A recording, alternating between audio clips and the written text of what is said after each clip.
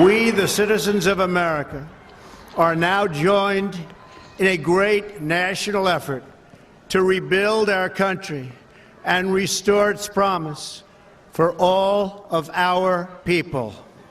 Because today, we are not merely transferring power from one administration to another or from one party to another, but we are transferring power from Washington, D.C. and giving it back to you, the people. Well, welcome, friends and fellow citizens, to the We the People Convention News and Opinion radio show and podcast. My name is Tom Zawistowski, and I am the host of this show. I'm also the president of the We the People Convention, and this show, the radio show and the podcast, are paid for by the donors to the We the People Convention, and we thank all of them for your support, for making this possible, so that we can help overcome the censorship we're experiencing on social media by reaching out to our fellow citizens, on the radio here in Ohio and on our podcasts throughout Ohio and really throughout the country. For those of you listening on the radio, we have a 5-station radio network here in Ohio that airs every Saturday morning, and we welcome all of you who are tuning in. We hope that many of you who are coming to today's We the People Convention in Columbus are listening to the radio show as you're traveling to Columbus for our convention today on August 15th. We welcome all of you for tuning in, and we thank you for sharing this show with others that you know after you listen. I think a lot of people tell people about this show and ask them to tune in the following week, and we appreciate that very much. Those of you who are watching the podcast, you can do that by going to wethepeopleconvention.org around noon every Friday, and you'll find the podcast right there on the front page. If you click on the little yellow button that's on the front page, it'll give you the page that shows you all the radio stations, the times the shows air, and links to those radio stations so you can listen on iHeartRadio, on your phone, on your computer. You can also listen to the podcast on YouTube, on iTunes, and on Roku and Amazon Fire Television. So welcome to all of you who are tuning into the show. We're glad to have you with us. We think we've got some information to share with you may not be getting anywhere else, and that's this show is really about. Our goal is to help you defend your individual liberty and freedom and prosperity, and help all of us defend our nation and our Constitution. And we need to do that now, and we're going to do that now. So I had mentioned that we were, our We the People Convention is on Saturday, August 15th, and I am just so excited to tell you that it's sold out. We ran out of room. And so it's going to be a great event. We've got Secretary of State Frank LaRose coming to talk to us about the whole idea of registering people to vote, which I've talked to you about before on the show, and with getting people to go work the polls, and then also to really talk about voter fraud. And that's going to be a very interesting conversation. And the people attending the We the People Convention are going to be able to ask some pretty hard questions, because people are still concerned that we're going to have in-person voting in Ohio, and that the election is going to go off as planned on November 3rd. And I'm highly confident of that, but I understand why people are concerned with all this stuff that's going on. We're going to talk about a little bit more in the show here, a couple of things that are going on that are a little disturbing. We're also going to have David Conti, who's the regional director for the NRA. He's going to be talking to us about how we're going to be able to use their software to be able to text people, to be able to door knock and lit drop and get our message out to voters this election. So that's going to be a big thing. And then Judy French, the Supreme Court Justice who's running for re-election, will be talking at the convention about that. So, it's going to be a good event, and I will be speaking along with some other Tea Party people about some things we've got planned that are going to be really, good things for you to do to help show people that they should vote for Donald Trump, and that, they should get out and help reelect him in this election. However they do that, be it in-person voting 30 days ahead of the election or via absentee voting. But we do not have what is called mail-in voting in Ohio. So don't listen when you hear that. That's just not true in Ohio. We have absentee voting, and that's very different. And I played a video about that last week to explain that. For those of you who are listening on the radio who want to get involved and can't be at the convention this week, you can do that by helping the volunteer with all of us to work with the NRA to turn out our vote. And if you want to sign up to be trained to do that, you can just send a text to me. And if you just text the letters NRA to this phone number, 866-427-9257. So text the word NRA to 866-427-9257, and that will get me your information, and I will provide that to the NRA, and then they will contact you and set up a training session where you can, from your home, really help us turn out the vote in Ohio and in the other battleground states. I was just talking to David Conti today about the convention, and I told him that the Ohio Tea Party volunteers are committed not just to winning Ohio, but to winning this election, and that means we're going to reach out to whatever battleground states we need to reach out to help get people to vote for Donald Trump and basically keep our country on the right track and out of the hands of the communists. We'll be talking about communist Joe Biden and Kamala Harris here in a little bit. All right, but the big news right now I want to get to is about schools opening. And I'm happy with the fact that Ohio has over 50% of its school districts are opening full time with in-student classes. And this headline I'm showing on the screen for you watching the podcast, shows you the bias the media has. It says Governor Mike DeWine reveals that 38% of Ohio school districts plan to return full time this fall. Well, that headline's wrong. There's 325 school districts, which are over 50% of the school districts who are returning full-time, but they represent 38% of the students. It's not 38% of the school districts because they're mostly in rural areas. And if you're watching the podcast, I'm showing you the map that Governor DeWine showed earlier this week that shows that the majority of the state, outside of the urban areas of Cleveland, Columbus, Dayton, and Cincinnati, that they're going either 5 days a week full-time, or they're doing a hybrid system where the kids are going to school a couple days a week in person and learning from home otherwise. So this is going to be a very interesting thing. I think it's an important fact that we have people going 5 days a week full-time, because that's going to provide a comparison between the people who really are what number of kids are going to get sick and what kind of problems you're going to have in the schools that have 5 day a week in class students versus kids who are staying home in the big cities, 100% of the time. I would contend that they're more likely to get coronavirus staying at home than they will be going to school because of the precautions that are going to be taken at the schools. But we'll find out. We don't know for sure, and we're going to find out, and it's important that we find that out. But basically in Ohio, there's 325 school districts that are going full-time, and that's 590,000 students. There are 55 districts in the urban areas that are going fully remote, and that's about 398,000 students, or just over 25%. And there's 154 other school districts with about 380,000 students who are doing the hybrid model. So we're going to have a good sample here to see what's going on, and hopefully it's going to show what we think the science shows, and that is that young people are not going to be getting really sick from this, and they don't have to be quarantined as much. They're not going to pass it off to adults as much, but we'll find out. Let's see what that shows us. One thing that is going on though is people are upset, and there was lawsuits being filed. The Upper Arlington School District was sued by a parent that has a student who is needs special ed classes, and they're saying that there's been irreparable harm depriving their student of because he can't go to class full time. They feel that he's really falling behind and not getting the care and the education he needs, and that's pretty true.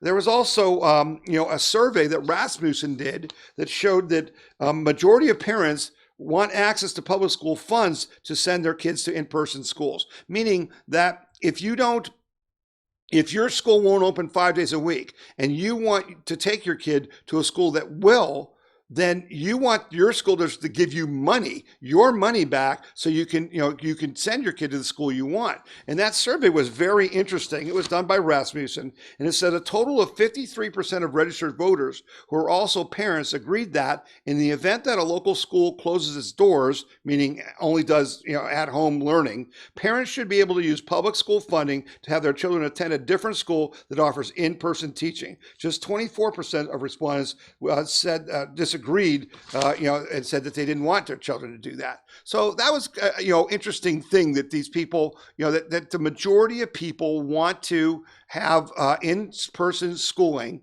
and are willing to, see what happens with the disease. So I think that's good for us. And I think also that you'll note that here's New York and New Jersey, right?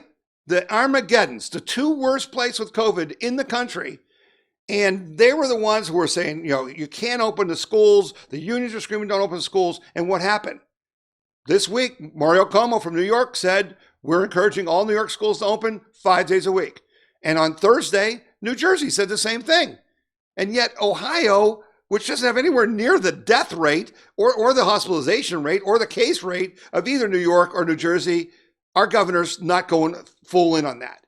See, but the reason why Cuomo and New Jersey and New York are doing this is because the polling, because parents are screaming. They're upset about this. And one of the things they're upset about is the cancellation of sports. As I said last week, they're scaring the heck out of these people. And they're saying, that if you play sports, you got to be tested 72 hours in advance. And if one person gets it, you can't play the game and all that. And it's just impossible to do.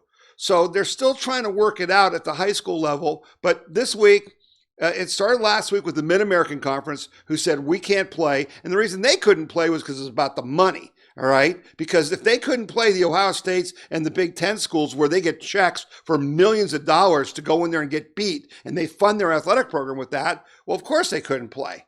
But this week, the Big Ten and the Pac-12 said they're not playing, and now 5 more college conferences have called it off. And so, again, there's just a hysteria going on. And what's really disappointing, because you saw the athletes, you saw the quarterback from Ohio State, different key players throughout college football saying, it hurts us more to not play, right? And because of the virus than it does to play, because they've worked for this their whole life and they're having their dream taken from them over a disease that does not affect 99.8% of these people, right? It's just irrational. So, we've even got people, parents are suing at the high school level. We've got Wayne County judge rules against a contact sports injunction. A Wayne County court judge ruled on Thursday against the director of the Ohio Department of Health, Lance D. Himes' injunction on contact sports. Judge Timothy N. Tepe said in his decision, the order as applied was facially unconstitutional as it failed to provide procedural due process as well as equal protection under the law. The decision went on to say that the orders violated the doctrine of separation of powers and delegated unbridled and vague power to unelected officials. So here's yet another court case saying you can't do what you're doing, and yet they keep doing it. And this is what's so disappointing. And what really was disappointing this week is I started picking up some signs from our friend Chris Long at the Ohio Christian Alliance. And he started hearing from some churches that were being harassed, in essence, by health departments, by county health departments calling up churches that had been turned in by maybe attendees at their masses, saying that they weren't social distancing enough or they weren't all wearing masks. And these health departments were threatening to shut these churches down. And Chris Long started to investigate this, and he said that we're tracking down this alarming trend of health departments making calls to churches concerning face masks during church services. A records request in one county revealed that 14 calls have been made in the last 10 days since the statewide face mask order went into effect. Churches in other urban counties in Ohio are reporting the same kinds of calls coming from health departments. But the point is, they're treating churches differently than other businesses. And the AG Barr and the Department of Justice has filed suit and saying First Amendment rights. You have a right to practice your religion, and yet they're being hassled by these health directors. It's just wrong, folks. It's just wrong, and it's just And here's another story about how wrong it really is. Right, half of Ohio's restaurants are saying that they may end up closing because they just can't survive these rules. Let's see. More than half of Ohio restaurant owners fear that they'll have to close permanently over the next 9 months because of the toll on their business from the coronavirus pandemic, according to a recent survey conducted by the Ohio Restaurant Association. Now, I've been waiting for the Ohio Restaurant Association to step up and sue and defend these restaurants because they're being treated differently than other businesses. And they haven't done anything, but now they're speaking out. Out of 107 respondents, 54% said they fear they'll be closing up, and 31% felt that way the previous week. So it's up from 31% to 54%. In addition, 47% of respondents said they are operating at below 50% capacity, and more than 80% said they won't break even this year. The COVID-19 pandemic and capacity curfew limits continue to dishearten the majority of Ohio restaurants, the Ohio Restaurant Association President John Barker said. Consumer confidence continues to decrease as the virus remains top national news. Our data shows the undeniable need for additional government support to stabilize the industry in Ohio and nationwide. See, this is the problem. In 2009 and 10, when the N1 virus came out and 200,000 Americans died. We're at about 160,000 in the U.S. now, and they're predicting we're going to be over 200,000, no matter what you do. And I'm going to talk about something about that in the next segment. When Obama was president, you know what they did? They stopped testing. They just stopped testing. They killed the news cycle and just let it play out. But see, we're testing more and more and more. So what are we finding? More and more people getting it and more panic. How do you get confidence in people to come out when every single day you're making a mountain out of a molehill? You're talking about, for instance, and I just said, we have like 170,000, 167,000 dead in the United States. 2.5 million people die every year from all causes, okay? It's part of life. Death is part of life. And yet we're counting these deaths like they're the most important deaths ever, and they're not even the biggest deaths. It's just plain wrong. And I was very happy to see that Donald Trump finally named our friend, the person we trust, Dr. Scott Atlas from the Hoover Institute from Stanford, to his COVID team. And that's a great news, because hopefully now the president is talking more about get back to school, because Dr. Atlas has said there's no reason not to go back to school. Every other country in the world has gone back to school.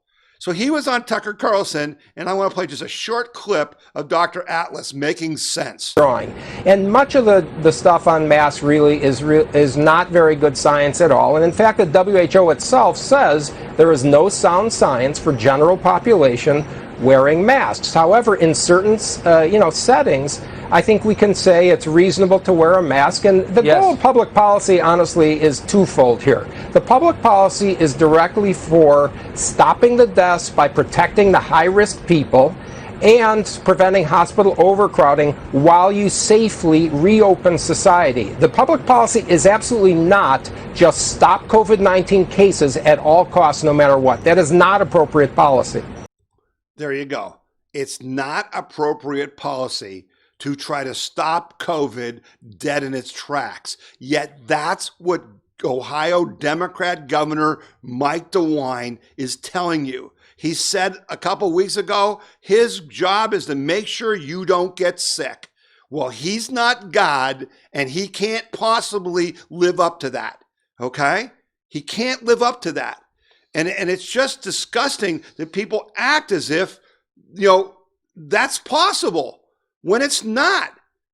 So yes, take appropriate action. Yes, it is dangerous to certain people, and we haven't done a good job of protecting those people. But for the people that are not going to die or even get seriously sick from this, why are we ruining their lives? It's just disgusting. So I was heartened today to hear that Ohio Secretary of State Frank LaRose, who I said is going to be at the We the People convention, actually held a press conference on Wednesday and said that he will not mandate wearing masks at the polling places in November. Now, what he was talking about is that, if you go in the polling location to vote, you're going to have to wear a mask. But if you don't want to wear a mask, and some people can't because they have a medical condition, folks, that they can't breathe well enough with a mask on. So by law, the state of Ohio can't deny you the right to vote, okay, if you want to vote in person but can't wear a mask. So they're going to put some machines that are going to be like out in the lobby or outside the building so you can vote without a mask if you want to.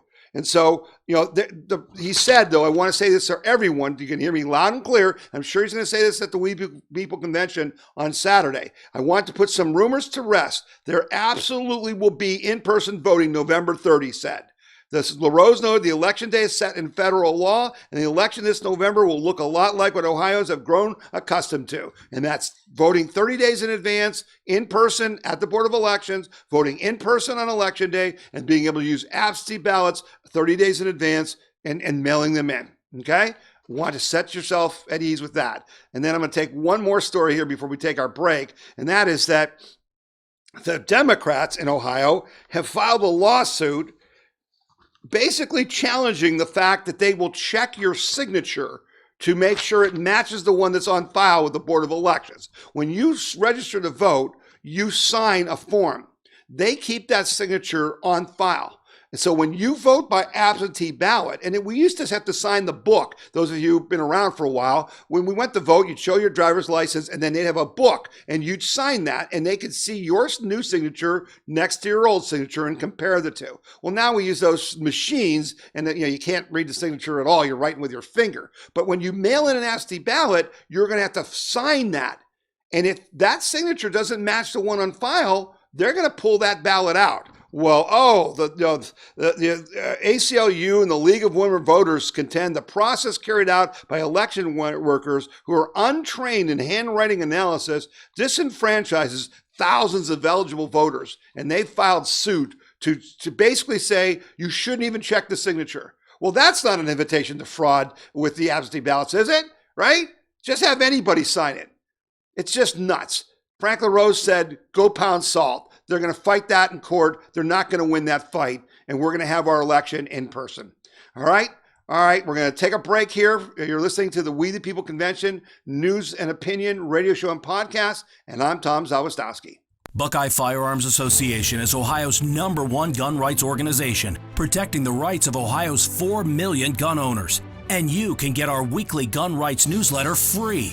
Receive breaking news and urgent alerts on gun laws. Stay up to date on self-defense and shooting sports. Discover pro-gun activities and events near you. Get your free gun rights newsletter now at bfanews.org. That's bfanews.org.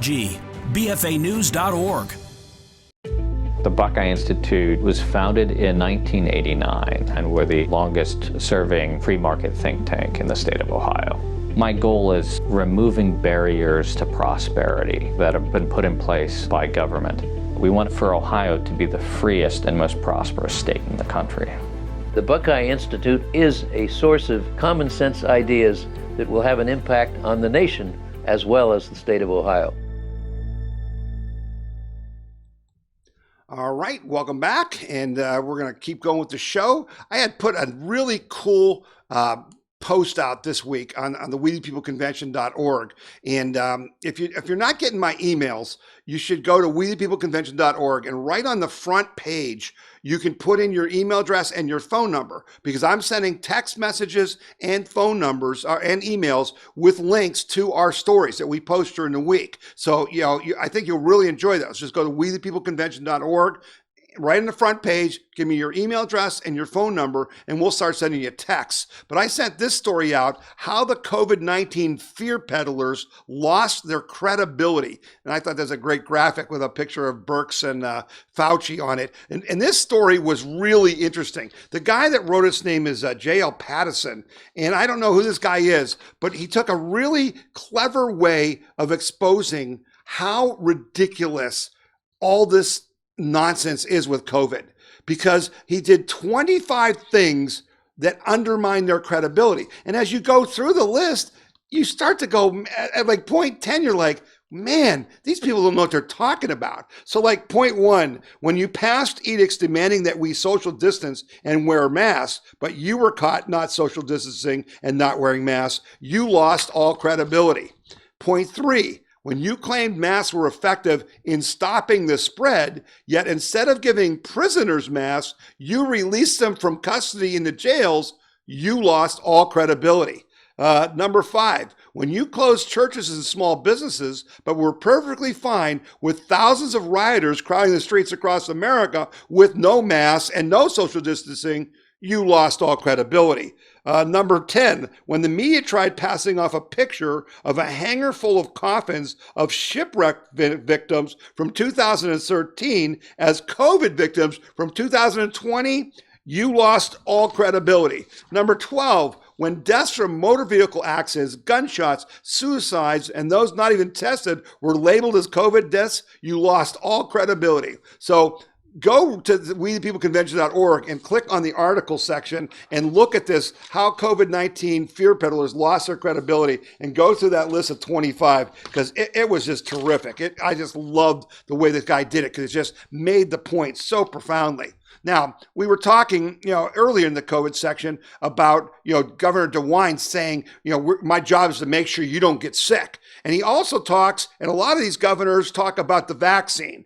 And President Trump's guilty of this too. Vaccine, vaccine, vaccine. Well, folks, only 42% say they will submit to a coronavirus vaccine. This is a new poll by YouGov and Yahoo News. And it basically said that it has gone down, right? The number of people who were willing to go and get a vaccine in May was 55%. Now it's down to 42%.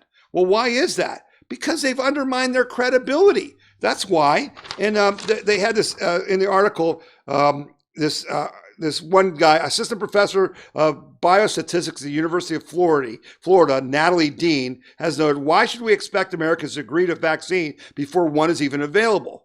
Writing in the New York Times, she said, I'm a vaccine researcher, and even I would place myself in the not sure bracket, because you don't know what's in it. You don't know what's going to work. You don't know what kind of reaction people are going to have. Okay? That's the reality of this. And so this idea that we're going to have this vaccine and it's going to save all of us, it's just ludicrous, because there isn't a vaccine for the last flu. There's not a vaccine for AIDS. They haven't been able to solve the common cold, which is a coronavirus. So if we're waiting for a vaccine, folks, you're going to be waiting the rest of your life. It ain't going to happen. And now I want to go to a story about Hawaii, because I think this is a really good story. Hawaii might possibly have been the strictest lockdown and mask mandates in the country. It is essentially as strict as the Philippines, though without the threat of being shot by police. However, the state has jailed people for violating lockdown orders while releasing 38% of its real criminals in jail. Tourism has been non-existent, and all remaining visitors were told to quarantine. There has been a mandate in place requiring mask wearing indoors since April, and now even outdoors for the past month, even while jogging. The results? New cases are surging more than ever, just like in the Philippines, Hong Kong, Israel, Australia, and even southern latitudes, every southern latitude area with a strict mask mandate and lockdown. Here's a graph for those of you watching the podcast, and it shows that even though they have been locked down, they literally have been locked down for, since April, that the coronavirus now has just exploded. And the one guy that wrote about it on Twitter said, as you can see, this is certainly not from too much opening. That stopped 70 days ago at a level lower than the deepest lockdowns the U.S. as a whole ever reached. Hawaii has been the most locked down state in the U.S. and has had the travel bans, quarantines, etc. in place consistently. And remember, Hawaii is surrounded by water. There's no way to get off the island or on the island. And so why is the coronavirus exploding? And this guy says it's not working. And like most other countries that engage in heavy-handed police state tactics, Hawaiians have nothing to show for their lockdown but a crushed economy and lives lost. Sure, they still have a lower death rate, but that has nothing to do with stopping the spread with mandates. The spread has not stopped. The low death rate is likely driven by the same theory behind the low death rates in all the Pacific Rim countries. They have a high rate of cross immunity from persistent coronavirus colds. Okay? More evidence that what we're doing does not work. That's just the bottom line. All right, got to get to some of the other political news this week. And, of course, the big news was Joe Biden picked Kamala Harris to be his vice president. And as I said to you last week, this is a non-event to me, okay? This is a non-event to me because Kamala Harris has no chance of being president of the United States because Joe Biden has no chance of being the president and then dying or stepping down and what everybody's talking about. All right. Here's what I love about Kamala Harris. So right away, they're saying you can't attack her because you're a racist because she's a black and she's a woman. But then they say you got to vote for her because of the color of her skin. Isn't that the definition of racism? Isn't that judging people by things they can't control, such as the color of their skin and not their ability? Who's the racist? It ain't you and me, folks. It's not you and me. But they're trying to tell you that Kamala Harris is a moderate. Yeah. On what planet is she a moderate? She's for open borders. She's for the Green New Deal. She's for, government-controlled healthcare. You loving this coronavirus stuff? How'd you like that in spades, right? She's a complete commie sympathizer. She's a liar, okay? This person is just completely unqualified to be anything in government. And so she's going to just get destroyed by Trump and by Pence. And I love this, right? So the black community warns Biden that you better put a black woman on as your vice president. Because after all, it's historic. So what does he do? He puts Kamala Harris on. But when the black community in the United States says, black woman, they're talking about an African American. Kamala Harris is not an African American. Kamala Harris is Jamaican and Indian, like from India, okay? She says, I got more in common with black people in Cleveland, Ohio than Kamala Harris ever will, because at least I live in the same state. She has nothing in common with them, right? But the best part I thought was fantastic was that her ancestors were slave owners. I'm not making it up, folks. Kamala Harris's great-grandparents on Jamaica were slave owners and traders. Yeah, but listen to the left about how they're virtuous and they're virtue signaling, right? Because, we're the new change and all that. So we're going to nominate an old white guy who's said more racist things than any of us have ever said in our lives, including the last few weeks, that if you don't vote for me, you ain't black, right? And all that stuff. They're going to name this old white guy, as their nominee, and a woman who isn't really black and say that she's a black woman. Yeah, nothing to see here, folks. Nothing to see here. This is going to be a slaughter because what does Kamala Harris bring Joe Biden? What state does she win for Joe Biden that she needs to win? Is Kamala Harris going to bring him votes in Ohio, in Pennsylvania, in Wisconsin? No, she's not going to bring him any votes. And then I heard people say, well, she's going to bring money because she's a Silicon Valley darling and Jeff Bezos loves her and all that stuff. Give me a break. You think they weren't already supporting anybody but Trump? You think they're doing it because of Kamala Harris? Give me a break. She doesn't bring anything except trouble. He made a bad decision. We're going to make him pay for it. So while that was going on, and the rest of the Dems were embarrassing themselves by supporting rioters and supporting defunding the police and not, passing the latest stimulus bill to help Americans out because they were trying to fill their pockets and that of all their cronies. What did President Trump do? President Trump signed 4 executive orders. While the Democrats were, playing politics, he acted to protect the American people. These orders were major, major deals, and he outflanked the Democrats completely. The first one provides out-of-work Americans with $400 per week in supplemental aid on top of their existing unemployment benefits. Now, we were paying $600. And we didn't like that because people were making more money to stay at home than they were to work. You're not going to get the jobs numbers back up, and we're going to talk about that in a second, okay, unless they have an incentive to go back to work. So this $400 is a good compromise because it's a little less than what they make. So there's a reason to go back to work. Number two, he passed a thing that defers payroll taxes for employees making $100,000 or less per year through the end of the year. This is huge. This saves small businesses part of their FICA, part of their payroll tax, and it saves every worker. Every worker gets a 7% raise, and every business owner gets a 12% payroll cut. This is brilliant. It's going to drive tons of jobs. But most of you haven't even heard anything about this. Larry Kudrow and Steve Moore and those guys are responsible for this. This was a huge move by Trump, and he's already said if he's reelected, he's going to permanently implement this in January. Fourth, he suspended federal student loan payments and set interest rates at zero to the end of the year. So he's trying to help the students that have a lot of student debt. Notice he didn't forgive them. He deferred it. I'm okay with that. And then the last thing he said is he passed a executive order to assist renters and homeowners who are struggling to pay their leases or make their mortgage payment. So he's trying to give people a chance to buy some time if they're struggling to make their mortgage payment. My problem with that one is, well, are you going to help the mortgage holders?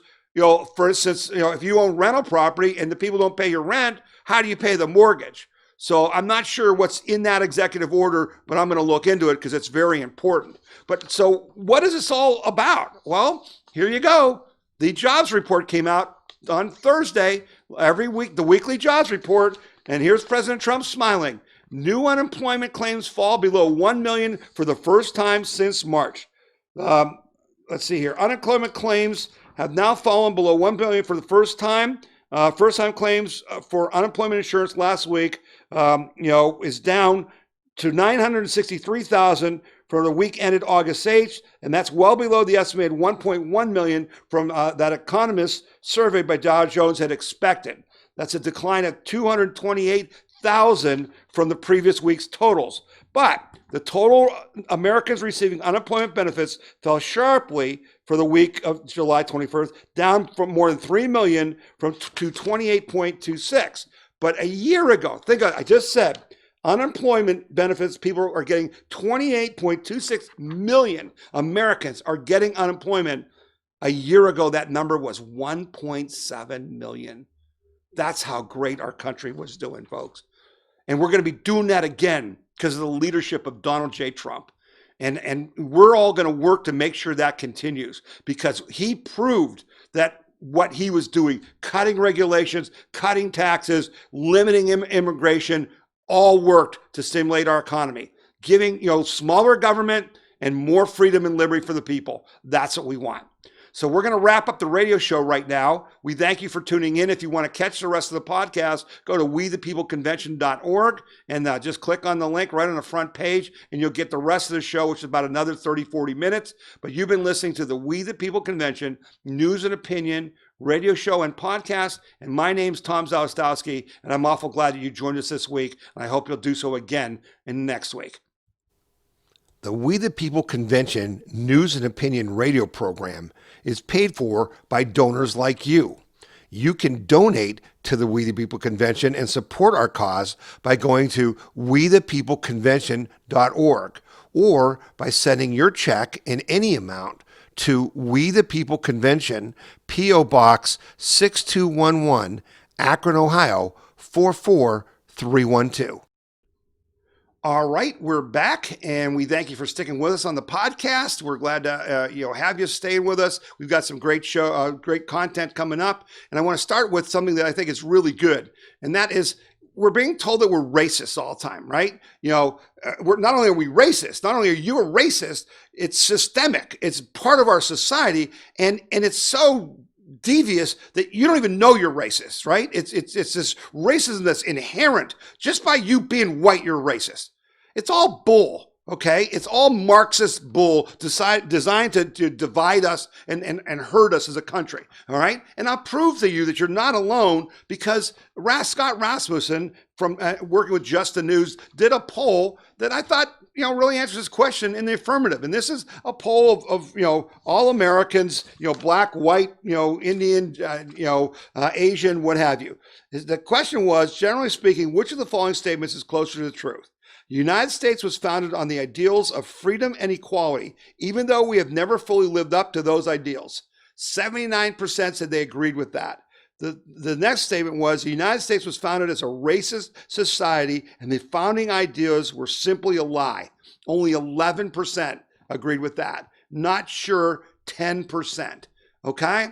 We don't think we're a racist nation. And if you studied the documents, if you understand history, you can prove that you're not a racist nation. The strong support in favor of the country's foundational tenets comes after several months of sustained anti-American rhetoric on the part of commentators and activists across the country, many of whom believe that the U.S. was founded explicitly as a racist, unequal society. And that would be our good buddies at Black Lives Matter. And what did they do? And Antifa and those guys, what did they do this week? Well, they continued to have riots. Looting and erupted in downtown Chicago. They call it the Miracle Mile. More than 100 people were arrested in Chicago, and 13 officers were injured as they just torched the downtown portion of Chicago. Now, again, we keep talking about Black Lives Matter and Antifa having organizational structure. So here's a social media post that was out that morning. Police undercover discovered disturbing online posts that may have triggered riots and looting. The post said, bring tools, ski masks, and gloves, and told people that they should only go downtown and not to the north side and the south side of Chicago, but we're all going downtown. That's a sign of control, right? And the Black Lives Matter guy from Chicago said that we can steal all this stuff because it's reparations. Folks, in like 2 nights, they did $60 million of damage. $60 million in downtown Chicago, one of America's most major cities, right? The Black Lives Matter statement obtained by the Chicago Sun-Times also appeared to justify the destruction. When protesters attack high-end retail stores that are owned by the wealthy and service the wealthy, this is not our city and has never been meant for us, the statement read in part. A sign at Monday's rally displayed by protesters read, our futures have been looted from us, so now we're looting back. In its statement, the Black Lives Matter also called for the Chicago police to be abolished, right? Yeah, and guess what? The incompetent Democratic communist mayor Lightfoot, right, got all upset and said, we got to make sure that these people are charged and all that stuff. And what do we got? You got that same George Soros prosecutor in Chicago who's letting these people out. The only reason, folks, this is continuing. Let me just be crystal clear. This does not have to continue, but it's all about consequences. When I grew up and went to college, I took ethics courses and they talked about norms and sanctions. This is normal behavior. And if you don't behave that way, society sanctions you.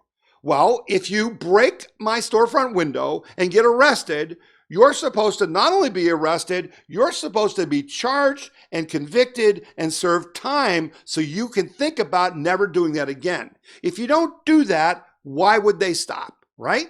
And of course, they're calling to abolish the police. So what happened in Seattle this week? Sure enough, the city of Seattle's, radical board, commissioners voted to defund, the police department, not 100%. They cut, about 100 jobs, 100 officers were cut from the Seattle Police Department. Like they didn't need those officers, right? And the black woman police chief, Cameron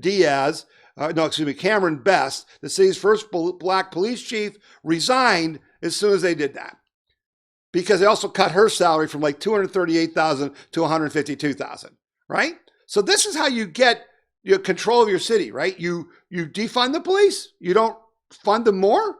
Yeah, it's absolutely stupid. And that's why I've been asking you all along to use your voice to call the White House at 202-456-1111, or better yet, go online to whitehouse.gov/contacts and demand that the president declare Black Lives Matter as a terrorist group. Now, I had someone write to me about the fact that you can't declare a domestic group a terrorist group. And I wrote back and said, well, that's where you're mistaking what I'm saying, because Black Lives Matter and Antifa are not domestic groups. They are international communist groups. Why else would there be Black Lives Matter riots simultaneously as the ones in the US, in London, in Berlin, in Paris, all over the world? Right? They are an international organization. They must be deemed a terrorist group, and we must bring the full force of our government into their situation to defund them and to lock them up. Because folks, I got news for you. They are not going to stop. They are not going to stop. We're going to have to defeat them either now, before the election, or later after the election. Because if you think they're going to riot less if Trump wins, you got another thing coming. So our whole situation is a mess. And one of the things, I know that those of you who watch the show and listen to the show know that I have a personal relationship with General Michael Flynn, that we've been praying for him and hoping that he will finally see justice. And once again, the corruption of our judicial system is on display as they continue. 4 years now, they've been persecuting this guy, and he's not guilty. He's not guilty. And so now the Obama-appointed judges on the Democratic Court of Appeals in Washington, D.C. are now considering his case. And I want to play a short clip between Sidney Powell and Lou Dobbs about how outrageous this is and why all of us should understand that we've got a big job ahead of us, because the deep state isn't just the FBI and the DOJ. It's all the federal government, including the courts. Listen to Lou Dobbs and Sidney Powell, General Flynn's attorney. I'm deeply concerned about the state of our judiciary, the state of the Justice Department, and the FBI. I believe most Americans feel much the way I do. Your thoughts? I'm very concerned too, Lou. I have always held our judiciary in the highest regard. I still do. I still want to. And I understand that sometimes they ask questions to test both sides that don't reflect what they think at all. But it's very important that they put politics out of this and decide the case as if it were John Doe, as opposed to creating a Michael Flynn exception to the rule of law that doesn't apply to anyone else, or that they wouldn't want to apply to somebody in their own family if they were in this situation. This has taken 4 years of the life of a dedicated American patriot who has just done everything humanly possible to serve his country. And it was started by an investigation that was corrupt from the beginning. They had no basis to investigate, and then they made up the false statements against him. And now the government's finally admitted the wrongs and wants to set it right, and we can't get the district judge to issue the order of dismissal. When every case in the country, the dismissal has to be granted. It's always granted because no court can make the government prosecute a case. So it's beyond frustrating, to say the least, that we're still here 3 months later trying to get a case dismissed that can't be prosecuted and should never have been prosecuted in the first place. So there you have it.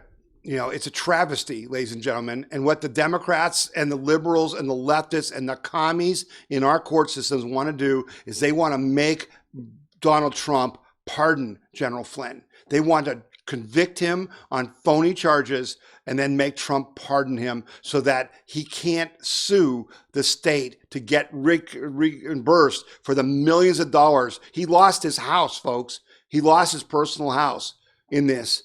And so that's what they're trying to do. These people are evil. And that's what we're fighting to defeat this election season. So we're going to take another break. You're listening to the We the People Convention News and Opinion radio show and podcast. My name is Tom Zawistowski. This is Jordan Seculo with the American Center for Law and Justice. At the ACLJ, we are committed to fighting the deep state and protecting freedom. the right to life, religious liberty, and fighting for the Constitution. The ACLJ has experienced tremendous success in litigating cases at all levels of the judiciary, from the federal district court level to the Supreme Court of the United States. We have offices in Washington, D.C., Jerusalem, and all around the world. You can find out more about the ACLJ and join us by visiting aclj.org. Did you know that the Right to Life Action Coalition of Ohio is the largest statewide life group in the state? Are you tired of the compromised approach to pro-life legislation that has been the status quo for far too long? Since 2017, the efforts of the Right to Life Action Coalition of Ohio has changed that approach, closing loopholes and making pro-life laws enforceable. Visit rtlaohio.org or call 440-668-4049 for details. All right, we're coming back for our final segment of the show. Got a lot of good news for the last few stories, and so I'm excited about that. First story is an interesting one. And again, it is so hard for us to find real news, to understand what's really going on, because most of the quote unquote news in our world is propaganda and is only focused on one thing, and that's taking power over you and I away from us by taking over the government of the United States. But there's lots going on. Just like I talked to you about, President Trump signing those 4 executive orders to help you if you're unemployed and help you if you're a student with debt and if you can't pay your rent or mortgage. But these are important stories. So this one I think is a really important story, and you didn't hear this anywhere because I had to really look deep to find it. This story is administration ramps up use of Defense Production Act. And as you know, during COVID, the president used the Defense Production Act to basically force American companies to help make the ventilators. Remember, he made General Motors make ventilators and stuff like that. But that's not what the Defense Production Act of 1950 really was for. It's a federal statute passed during the Korean War that confers upon the president a broad set of authorities to influence domestic industry in the interest of national defense. National defense can include emergencies and disaster response, so that's why the COVID thing and all that. In recent months, the act has been used for more than just medical supplies. The Department of Defense has used funds that Congress has provided under the act to reinforce the U.S. defense industry across multiple sectors, including aviation, shipbuilding, microelectronics, and space, among others. This is appropriate and overdue. Okay, and interventions permitted by the act include issuing loans and grants to strategically significant companies, prioritizing government contracts, controlling the allocation and distribution of certain goods, and even compelling producers to make certain products. All the actions taken by the Defense Department with the Defense Production Act funding fall within these categories. Ladies and gentlemen, this is like the story we talked to you about with Kodak that they signed to make pharmaceuticals, right? And that the president is saying we've got to bring these jobs back from China and from other places in the world if they are things that are critical to our infrastructure. Well, our problem is all of our military equipment, our fighter jets, our tanks, our missiles are depending on technology and manufacturing that isn't in the U.S. That is a crime that we ever let that happen in this country. And this story tells you that President Trump sees that and is taking action. And what does that mean? That means jobs. That means more American jobs if we start making our own stuff. It's awesome, and I'm really excited about this. So I hope you are as well. And then this story is not going to surprise anybody, but we need to talk about it. A mad rush for the exits as New York City goes down the tubes. It's not just a few Upper West Siders who are fleeing New York. Moving companies say they're swamped with calls from residents looking to ditch the city, even though the COVID crisis has waned. One likely reason? The virus was but the last straw. New Yorkers are fed up with the shootings and lootings, homelessness on the streets, subpar online schools, sky-high taxes, and sheer obliviousness of politicians like Mayor Bill de Blasio and Governor Andrew Cuomo. Let's see. It's been insanely busy, roadway moving President Ross Sapri told Fox. Indeed, he says this has been the busiest summer ever for the company. For the last 3 months, we couldn't keep up with the demand. United Van Lines, too, cites a whopping 95% spike year over year in interest in moving out of Manhattan between May and July versus just 19% nationally.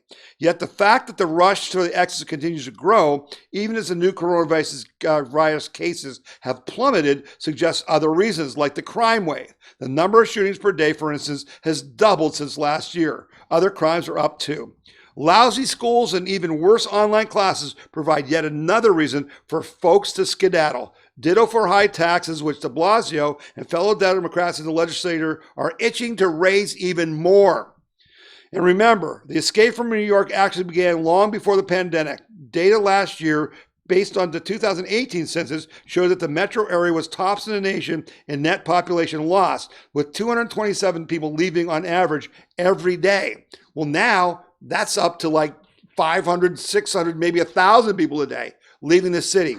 It serves them right, folks? It serves them right. And there was another poll I saw this week that talked about how the vast majority of Americans don't want to live in a big city. But remember Obama and all those guys and their Agenda 21 stuff, where they were trying to tell us, oh, we all need to be in urban areas. We need to, get all these rural people out. That's why, like in Southeast Ohio, we don't have decent internet, because the government was stopping that from happening because they were trying to drive people into the urban areas where they could control you. Well, good old COVID has blown all that up, right? Just like it's blown up the border. You hear anybody saying they don't want border walls anymore with COVID? Yeah. See, there are silver linings in the cloud. There are some silver linings. This is a silver lining. I guess you'd call this spitefulness or just revenge. But I'm happy to report that Paul Howard, the Fulton County, Georgia District Attorney, has gone down to a crushing defeat in his primary race. Howard, who has been the DA for more than 2 decades, lost his runoff race with Fannie Willis by more than 45 points. It couldn't happen to a nicer guy. You know why? Because this guy isn't a nice guy. Readers will recall that Howard charged Atlanta police officer Garrett Rolfe with felony murder in the shooting death of Rayshard Brooks. Brooks had fired a taser gun at Rolfe, and Howard had recently declared a taser to be a deadly weapon under Georgia state law. Charging Rolfe with murder is indefensible. It is doubtful whether Rolfe even committed a crime, and Howard didn't wait for the Georgia Bureau of Investigation to complete its investigation. So guess what? Bye-bye, baby. You lost your primary. You're toast, right? Another radical Dem bites the dust. And this story, this is just a story that touches my heart. Sheriff bans staff office visitors from wearing masks. A Florida sheriff has prohibited his deputies and visitors from wearing face masks in his office. In his email sent to his staff, Marion County Sheriff Billy Woods, that's in Florida, wrote that no one in the office will be allowed to wear a face mask. Since the beginning of this pandemic, the operations of this office has not changed, and no wearing of masks has been put in place. With 900 employees, our number of cases so far has proven that the current way we are approaching this issue is working. The sheriff added that if someone confronts an employee about not wearing a mask, the employee should politely and professionally tell them, I am not required to wear a mask, nor will I, per the order of the sheriff, and walk away. Hear, hear, hear, hear, right? That's what we need. More people standing up. And it's just awesome. And so, just understand that we're in this together. We're all fighting in our own way, and we're going to defeat this evil. But it's going to take effort. And as I said to you guys, earlier in the radio broadcast, we're at the convention this week because we want to work with the NRA to get out our vote. And you can still do that. So if you can text NRA, the letters NRA, to this phone number, 866-427-9257. That's NRA to 866-427-9257. That will get you on the list. I'll get that to the NRA. They will then, contact you about training. And folks, This stuff is easy. This text messaging they're doing, you just sit on your computer and just go click, click, click, click, click, click, click, click, click, click as fast as you can to send out these text messages because they have to be sent by an individual. It's against the law to automate that. But what's cool is people will text you back. Now, we're not using your phone or your phone number. So it's an NRA phone number. But when they text back, it shows up on your screen, and then they have things that you can reply to them. And a lot of people will then volunteer to help us do more texting. It's really cool. So please do that. Text NRA to 866-427-9257. All right, I'm going to wrap up the show. Again, I can't thank you enough for telling other people about the podcast and the radio show. It's no sense doing this show if no one's watching or listening. And the only way they're going to find out primarily is through word of mouth, though we do some advertising. We do try to promote it. We can only do so much. Send your comments and your ideas for stories to me at info@wethepeopleconvention.org. That's info@wethepeopleconvention.org. Many of the stories, that you saw today are from you, right? And I thank all the people who send me information. I look at it all. I can't use it all. I got to make decisions and put some things in, other things not. But bottom line is, this is your show. You help make it good. You help share information and educate our fellow citizens so they can not have to believe the propaganda. They can know the truth and act accordingly so that we can all defend our individual freedom, liberty, and prosperity. That's what it's all about. So I'm going to wrap up the show so we can get on with the convention on Saturday. You're listening to the We the People Convention News and Opinion radio show and podcast. And I'm Tom Zawistowski, and I'll be back next week. And we're going to drive right through to November 3rd, and we're going to win this election in a big way.